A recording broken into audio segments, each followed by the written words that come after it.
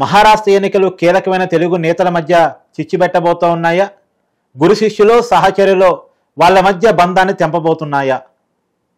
ఇది కీలకాంశంగా మారింది. మహారాష్ట్రలో ఎన్నికలు జరుగుతూ ఉన్నాయి. తెలుగు నాయకులంతా కూడా వాళ్ళ పార్టీల కోసం ఎన్నికల ప్రచారం కోసం మహారాష్ట్ర వెళ్తూ ఉన్నారు. అదే క్రమంలో తెలంగాణ ముఖ్యమంత్రిగా ఉన్న కాంగ్రెస్ నాయకుడు సీఎం రేవంత్ రెడ్డి కాంగ్రెస్ కూటమి తరపున ప్రచారం కోసం మహారాష్ట్ర 2 రోజుల పాటు వెళ్తూ ఉన్నారు.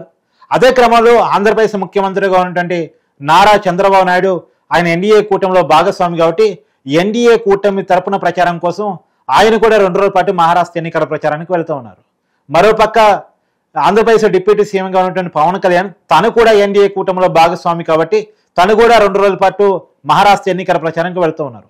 కీలకమైన ఈ ముగ్గురు నాయకులు తెలంగాణ ముఖ్యమంత్రిగా ఉన్నటువంటి రేవంత్ రెడ్డి కానీ, ఆంధ్రప్రదేశ్ ముఖ్యమంత్రిగా ఉన్న చంద్రబాబు నాయుడు, డిప్యూటీ ముఖ్యమంత్రిగా ఉన్న పవన్ కళ్యాణ్ కానీ ముగ్గురు కూడా మహారాష్ట్రలో ఎన్నికల ప్రచారానికి వెళ్తూ ఉన్నారు తమ కూటముల తరపున ప్రచారం చేయడానికి.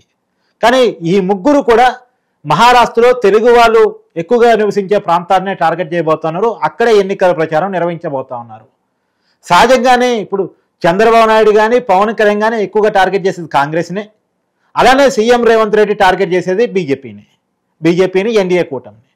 కానీ ఆ క్రమంలో మాటలు తూటాలు పేర్చుకునే క్రమంలో విమర్శలు ప్రతి విమర్శలు చేసుకునే క్రమంలో సహజంగానే ఎన్డీఏ కూటమిలో భాగస్వాములుగా ఉన్నటువంటి జనసేన టీడీపీ గురించి కూడా రేవంత్ రెడ్డి ఏమైనా వ్యాఖ్యలు చేసే అవకాశం ఉందనేటువంటిది చర్చనీయాంశంగా మారింది. లేదు అంటే చంద్రబాబు నాయుడు పవన్ కళ్యాణ్ కాంగ్రెస్ని తిడతారు కాబట్టి కామన్గా దాన్ని కౌంటర్ చేసి దానికి ప్రతివాదన ఇవ్వాల్సిన కౌంటర్ ఇవ్వాల్సిన బాధ్యత కూడా రేవంత్ రెడ్డి ఉంటుంది. కాబట్టి ఈ క్రమంలో చంద్రబాబు నాయుడు పవన్ కళ్యాణ్ చేసిన మాటలకి రేవంత్ రెడ్డి కౌంటర్ ఇస్తారా అనేటువంటిది కూడా ఒక చర్చనీయాంశంగా మారింది. వీరంతా తెలుగు వాళ్ళు ఎక్కువగా నివసించే ప్రాంతాన్ని టార్గెట్ చేస్తారు కాబట్టి చంద్రబాబు నాయుడు ప్రచారం చేసే చోటే ఆ ఏరియాల్లోనే రేవంత్ రెడ్డి కూడా పై ప్రచారం చేస్తారు కాబట్టి చంద్రబాబు నాయుడు కాంగ్రెస్ని తిట్టినప్పుడు ఆ మాటలకి ఖచ్చితంగా రేవంత్ రెడ్డి సమాధానం చెప్పాల్సిన పరిస్థితిలో పడతాడు కాబట్టి ఆటోమేటిక్గా చంద్రబాబు గారి మాటలకు రేవంత్ రెడ్డి సమాధానం చెప్పే తప్పనిసరి పరిస్థితుల్లో కౌంటర్ ఇవ్వాల్సి వస్తుంది అనేటువంటిది ఆసక్తికరంగా మారింది. ఏమి ఇస్తారు, ఎలా ఇస్తారు అనేటువంటిది.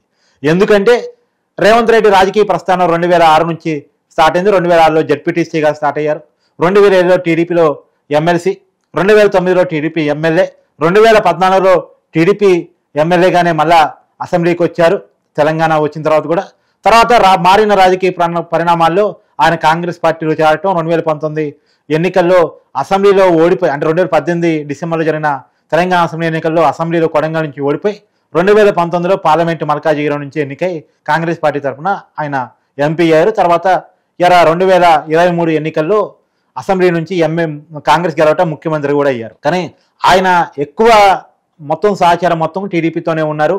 చంద్రబాబు నాయుడికి బాగా దగ్గరగా ఉండేవైతే టీడీపీలో ఉన్నప్పుడు చంద్రబాబు నాయుడు ఆయన్ని ఎదగడానికి కారణం అయ్యాడన్న విషయాన్ని సీఎం రేవంత్ రెడ్డి చాలాసార్లు చెప్పున్నారు గతంలో కూడా చంద్రబాబు నాయుడుతో మంచి సంబంధాలు ఉన్నాయని. ఇప్పటికే బీఆర్ఎస్ పార్టీలో ఎక్కిరిస్తూ ఉంటాడు రేవంత్ రెడ్డి, చంద్రబాబు ఏజెంట్ అని కూడా చెప్తా ఉంటారు. కానీ ఎప్పుడూ ఈ రోజు వరకు సీఎం రేవంత్ రెడ్డి చంద్రబాబుని ఒక్క మాట కూడా అన్న పాపాన్ని పోలేదు. పార్టీ మారిన క్రమంలో కానీ తర్వాత రాజకీయ పరిణామాల్లో కూడా ఈ రోజు వరకు చంద్రబాబు నాయుడిని ఒక్క కామెంట్ కూడా రేవంత్ రెడ్డి చేయలేదు. పైగా పొగిడే ప్రయత్నమే చేశారు. కానీ ఇప్పుడు 2 వేరు పక్షాల తరపున ఒకే చోట ఎన్నికల ప్రచారం పోయినప్పుడు ఒకళ్ళ మాటలు ఒకళ్ళ సమాధానం చెప్పాల్సి వచ్చినప్పుడు ఖచ్చితంగా చంద్రబాబు నాయుడు కాంగ్రెస్ని టార్గెట్ చేసి విమర్శిస్తాడు, పవన్ కళ్యాణ్ కాంగ్రెస్ని టార్గెట్ విమర్శిస్తాడు.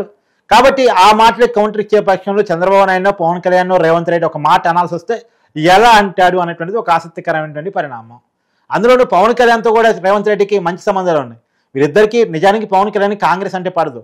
కాంగ్రెస్కి వ్యతిరేకంగానే తన పార్టీ పెట్టాడు. తన సొంత అన్న చిరంజీవి తను పెట్టిన ప్రజారాజ్యం పార్టీని కాంగ్రెస్లో విలీనం చేయడం నచ్చక సొంతంగా రాజకీయ పార్టీ ఏర్పాటు చేసుకున్న వ్యక్తి పవన్ కళ్యాణ్. 2014లో తన ఎన్నికల్లో పోటీ చేయకుండా కాంగ్రెస్ నుంచి వచ్చినటువంటి పెద్ద కాంగ్రెస్గా చెప్పబడేటువంటి వైసీపీ గెలవకూడదని చెప్పేసి ఆ రోజు దేశంలో ఎన్డీఏ కూటమికి, రాష్ట్రంలో టీడీపీకి మద్దతు ఇచ్చాడు. ఆ రోజు 2014లో రాష్ట్రంలో ఆంధ్రప్రదేశ్లో తెలుగుదేశం, దేశంలో ఎన్డీఏ కూటమి వచ్చాయి. తర్వాత సరే వీళ్ళ గురించి విడిపోయాడు, మళ్ళా కలిశాడు. 2024 ఎలక్షన్స్లో ఇప్పుడు ఎన్డీఏ కూటమిలో కీలక భాగస్వామిగా పవన్ కళ్యాణ్ ఉన్నారు. కానీ వ్యక్తిగతంగా రేవంత్ రెడ్డిని పవన్ కళ్యాణ్ పొగిడారు. ఈ మధ్యకాలంలో హైడ్రా నిర్ణయం చాలా మంచిగా ఉందని చెప్పారు. తెలంగాణలో వరద బాధితులకి స్వయంగా పవన్ కళ్యాణ్ రేవంత్ రెడ్డితో భేటీ అయ్యి మరి తన సహాయాన్ని ₹1 కోటి అందించి చెక్కు కూడా అందించడం జరిగింది. కాబట్టి వీరిద్దరి మధ్య మంచి సంబంధాలు ఉన్నాయి. చంద్రబాబు నాయుడుతో అయితే చెప్పలేం, కొత్త మంచి సంబంధాలు చాలా కాలంగా ఉన్నాయి. రాజకీయం కూడా ఎదిగింది టీడీపీ పార్టీలోనే రేవంత్ రెడ్డి. ఇప్పటికీ రేవంత్ రెడ్డి మంత్రివర్గం కానీ సహచర టీంలో కానీ ఎక్కువగా టీడీపీ వాళ్ళే కనపడతా ఉంటారు. టీడీపీ నుంచి తనతో పాటు వచ్చిన వాళ్ళే కనపడతా ఉంటారు. అందుకే చంద్రబాబు టీం అని చెప్పేసి రేవంత్ రెడ్డి ఎక్కిరిస్తూ ఉంటారు. కాబట్టి అట్లాంటి పరిస్థితుల్లో ఇప్పుడు రేవంత్ రెడ్డి చంద్రబాబు నాయుడుకి పవన్ కళ్యాణ్కి ఎలాంటి కౌంటర్ చేయబోతున్నారు, మహారాష్ట్ర ఎన్నికలు వీళ్ళ మధ్య చిచ్చు పెట్టబోతున్నాయా అనేటువంటిది ఆసక్తికరంగా మారింది. చూద్దాం మరి ఏం జరగబోతుంది.